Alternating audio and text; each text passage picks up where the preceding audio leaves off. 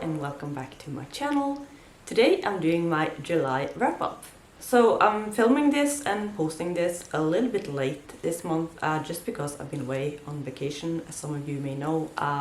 So I wasn't really able to film this any sooner. Also, it's been a few weeks since I last filmed, so I'm feeling rusty.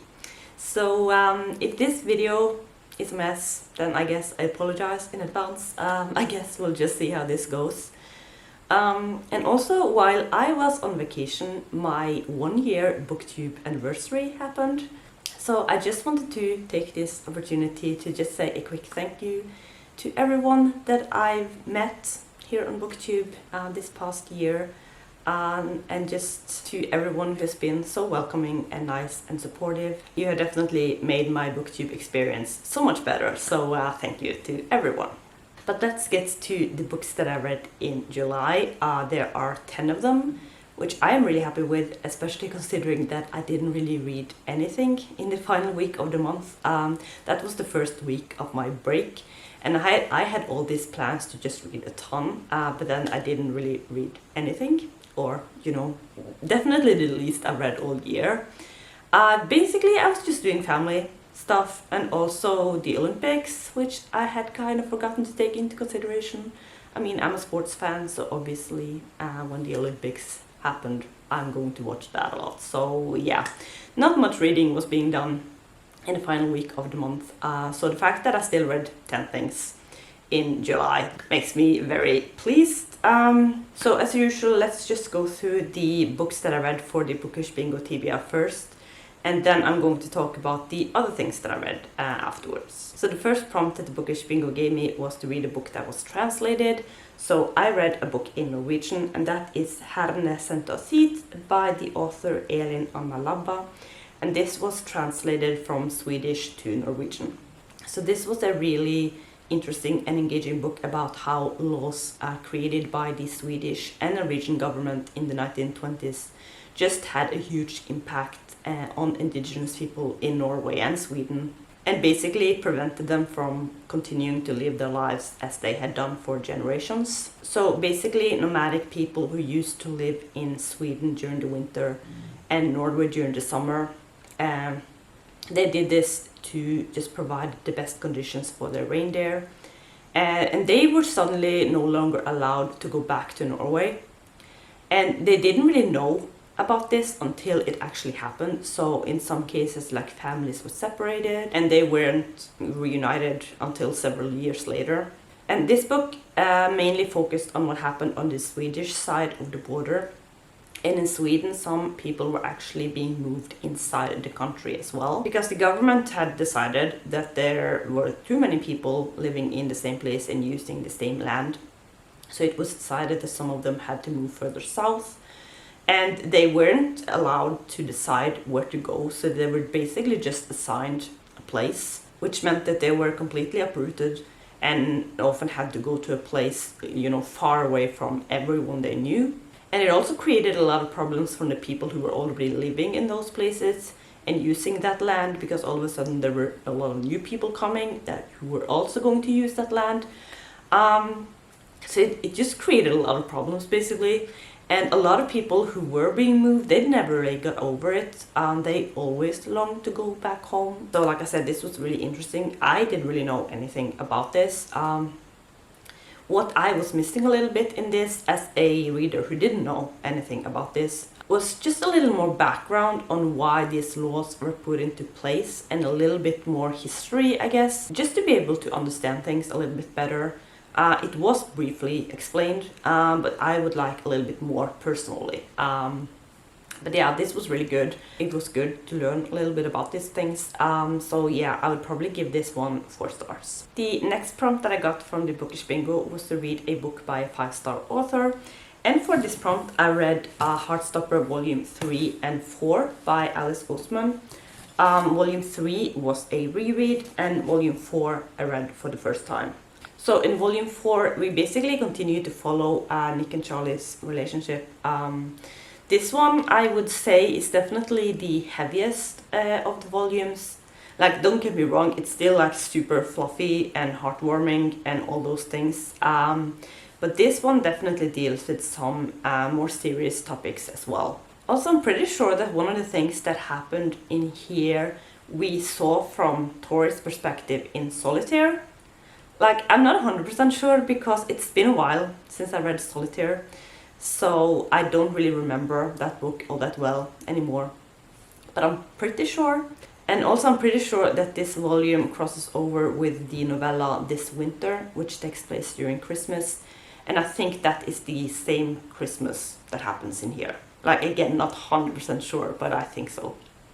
I just continue to enjoy this series so much. So this one, like the other volumes, it's just an easy 5-star. I absolutely love this series. Then I got the prompt to read a book by a male author. And for this one, I read More Happy Than Not by Adam Silvera. And this book was a lot heavier than I expected. And I know I shouldn't be surprised by that because I have read other books by Adam Silvera. And I know that they can be, or like most of them are pretty hard-hitting and pretty sad. So I don't know why I thought that this would be any different. The synopsis of this book I feel like is pretty vague, and that is probably done intentionally, I feel like. So I don't want to go too much into what this book is about. But it's basically about a boy named Aaron. I think he's like 16 years old. And he's going through a really hard time. His father recently passed away and he's dealing with some other things as well. And in this world, there is something called the Litio Institute. And they're basically offering a treatment where they can remove some of your memories. So if there is a person or a thing that you want to forget, they can basically help you with that.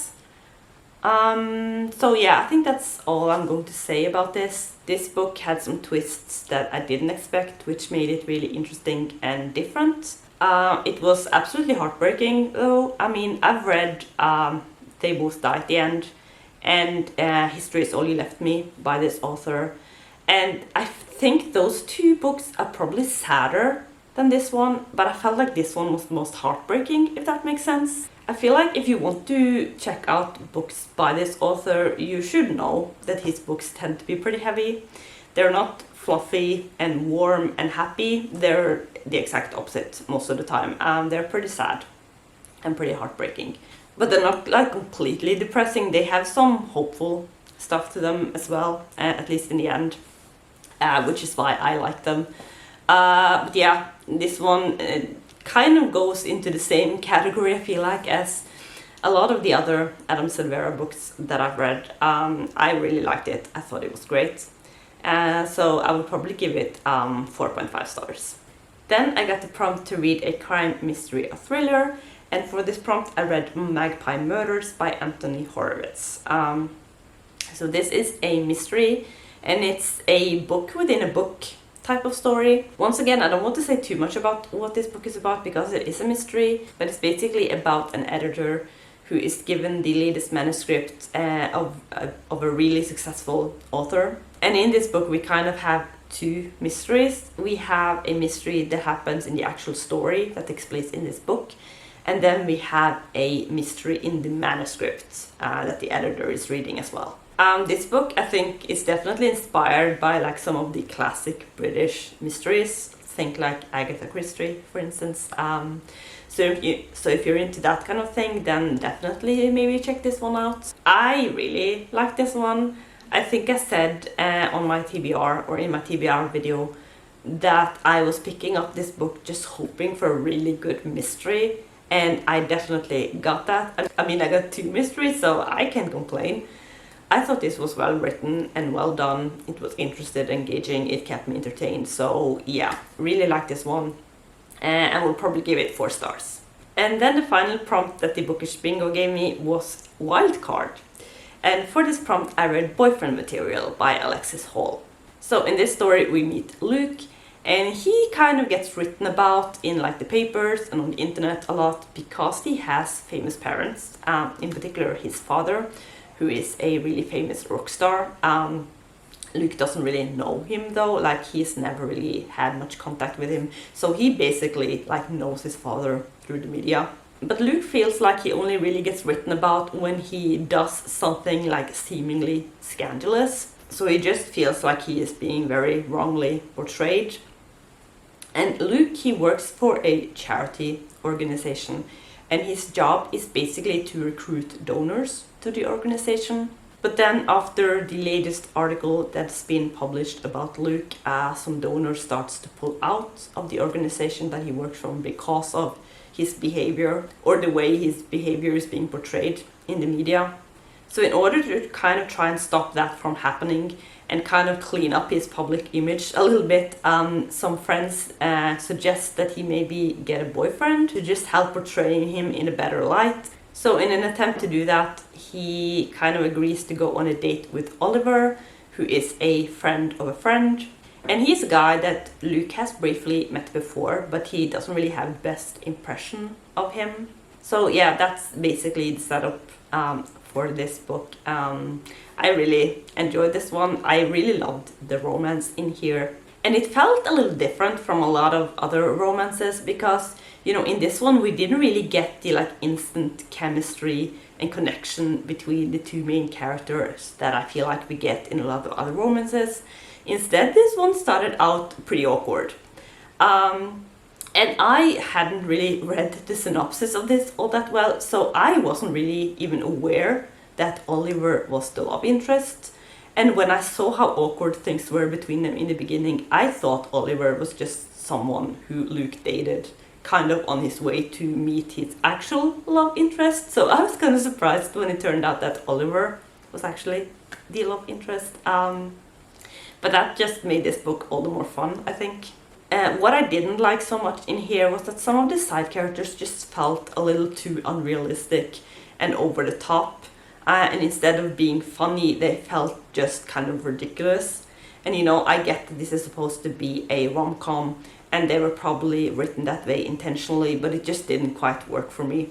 I also wasn't completely satisfied with the ending, but that's kind of on me because I went into this thinking that it was a standalone, and when the ending came, I just didn't feel satisfied because I wanted to see some more things happening with Oliver and Luke. But then after I'd finished this book, I saw that the second book in this series will actually be released, I think, next summer. So there will be more in the series, so I assume we're probably going to continue following Luke and Oliver. So, you know, that makes me a little bit happier with how this story ended. So yeah, all in all, really enjoyed this book. Really happy that I finally read it. Would probably give this one 4 stars as well. I feel like I'm giving out a lot of 4-star ratings in July, but you know, that's not a bad thing. But yeah, that was the final book that I read for Bookish Bingo. Then let's go through the 4 other things that I read in July. There are 3 romances and 1 fantasy. And the first book that I read out of those was In the Wreckage by Haley Turner. And this book is the first in a series called The Metahuman Files, and basically a military sci-fi romance, kind of. So in this book we meet Jamie, and he is a metahuman, because this book is kind of set in a futuristic world where metahumans exist. And the metahumans in this world, they either work for the government or they work for like criminals. And Jamie and his team, they work for the government, and their job is basically to fight other metahumans, you know, the metahumans that are working for like criminal groups and terrorists and things like that. And then our other main character in this one is Kyle, and he is a soldier, I want to say. I think so. And he and his working partner, that is also his adoptive brother, they are asked to go help out Jamie and his team because they need some extra people. The problem is that Jamie and Kyle have kind of already had a one-night stand, both of them thinking that they would never see the other person again, so that turns out to be a little awkward.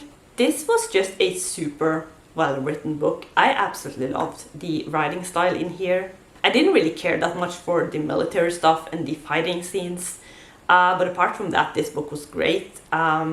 There were some found family aspects in here. There were some stuff about like biological families as well, which I think we'll probably return to in later books. I should probably also mention that the sex scenes in here are like very long and explicit. And like, I'm not unfamiliar with like detailed sex scenes, like they happen a lot in the type of romances that I read. But in this one, they kind of go on and on and on. So like, if you're not into that, then probably skip this one. In here, we kind of just have like fight scene, sex scene, fight scene, sex scene, and then it continues like that. So if that doesn't sound like your thing, then maybe skip this one. I really enjoyed it, probably mainly because I thought that just the writing was so good. It definitely pulled me in. So I will continue reading this series, and I'm excited about it, and I will probably give this book another 4 stars. Then I read Reckless by Kate Hawthorne, and this is a best friend's dad romance. So in this book we meet Cameron and Luke, and Cameron, he is the best friend of Luke's son. And in this, it's basically Cameron, the youngest guy, who seduces Luke and not the other way around. And I was a little bit worried before I started this one that he would end up feeling kind of creepy, but that was not really the issue I had with this one. Instead, I had a few other issues. Firstly, I just felt like the relationship came out of nowhere. It just felt like there were no build-up whatsoever. And for that reason, I never really got into this relationship. I never really felt it at all, and I didn't really care for it. The characters, the 2 main characters, they didn't really feel like they had much of a personality. It got a little bit better later on in the story, but yeah, there just wasn't much of a personality to either of them, especially Luke, I feel like. And I just didn't feel like any of the relationships in this book were explored very well, including the romance. I never really understood why Luke and Cameron were together, because I didn't feel their chemistry. And towards the end of this book, things turn a little angsty, but you know, at that point I didn't really care. I didn't really feel the things that I was supposed to feel at that point, I think. And then I also wasn't a huge fan of the writing style in here, so you know, that didn't help as well. This book is the first in the series. I think the later books in the series is going to be about Cameron's brothers, because he just has a bunch of brothers. But we met them in this book, but I just didn't care enough about them to really want to read their stories, I think. So I probably won't continue the series. This book wasn't really for me, so I gave this one 2 stars. Then I read Off Base by Annabeth Albert. And this is the first book in a series called Out of Uniform. This is a military romance. And in this book we meet Zach, and he is a military guy. And he wants to move off base and find housing elsewhere for reasons that are explained in the book. So one of his bosses in the military, who owns some rental houses, he offers to let Zach live in one of his houses. And in return, Zach will do some renovations on the house. And then we have our other main character, Pike, and he's kind of a friend of Zach's. They kind of know each other. Pike is moving to the city where Zach already lives. And he struggles to find somewhere to live because he needs somewhere quickly, and he also needs somewhere where he can bring his cats. So when he hears that Zach is moving off base, he kind of asks that if he could possibly rent a room in the house where Zach is going to live. And Zach kind of reluctantly agrees to that. And the reason he is so reluctant is just because Zach and Pike, they kind of had a night together a few weeks or months prior to this. Like, they didn't have sex or anything like that, but they kind of flirted with each other, and they just had a thing going for like a night. And Zach knows that he's attracted to Pike, but he doesn't really know what to do with that because he is kind of like deep in the closet. So that's where his reluctance comes from. So this is my first book by Annabeth Albert, and I really liked it. It's kind of an opposites attract romance because, like I said, Zach, he is kind of deep in the closet, and Pike, he is just like out and proud. Zach just comes from a super conservative family, and some of the guys he knows in the military are pretty homophobic as well. So he doesn't really see coming out as an option for him. And that's kind of where the like main conflict and storyline of this book is, especially as Zach and Pike start to get closer. Like I said, I really enjoyed this, really liked the writing style, the romance, the characters. I already own the second book in this series, and I'm pretty sure we met the person who's going to be the main character of that book in this first book. And he definitely intrigued me, so I'm excited to read the second book, and we'll probably do that soon. So yeah, probably no surprise, this is another 4-star book. Like I said, there are a lot of them this month, but yeah, really enjoyed this one. And then a final book that I read in July, which I actually read half of in June and then finished off in July. That's Assassin's Apprentice by Robin Hobb. This is a reread for me. I read this for the first time a few years ago, but I've been meaning to reread this because I want to continue with the series. And I actually enjoyed this a lot more the second time around. Because, you know, I liked it the first time I read it, but I kind of remembered it being very slow and dense. And what I found this time was that it's not dense, at least I didn't think so. It's maybe kind of slow, but it never gets boring, in my opinion, because the story in here is just so interesting and intricate. But for those of you who don't know the series, it's basically about a boy named Fitz, and he is the bastard son of the prince. He is about 6 years old, I think, when this story starts, and no one has really known about him, so when he turns up, the royal family doesn't really know what to do with him. So he basically ends up being raised by the stable master, and he's just living with him in the stables for several years. And then when he's a little bit older, it's decided that he's going to be trained as an assassin for the king. So this book just has like a ton of politics, which is just so interesting, and it's definitely what I prefer in fantasy. I definitely prefer that over like action scenes and things like that. It's really well written and it's really atmospheric. And like I said, even if this is not a very action-filled book, it just never gets boring. There's just constantly things happening and changing, and it's just really intricate. And yeah, I really enjoyed this one. I can't wait to see what's going to happen next in this series. Based solely on this first book, I think if you are a fantasy reader and someone who enjoys fantasy, you should definitely check out this series. It's just really, really good, and like I said, can't wait to continue. So that was all the things that I read in July. Lots of high ratings for me this month. Lots of like 4.5 star ratings, and only like 1 2-star rating, which was a little disappointing. But aside from that, I really enjoyed everything that I read. So all in all, it was just a really great reading month. So yeah, that's going to be it for this wrap-up video. I hope that you enjoyed it. If you did, you can hit like down below, or you can subscribe to my channel if you want to see more videos from me. But yeah, that's going to be it for today. Thank you so much for watching, and I will see you soon with another video. Bye!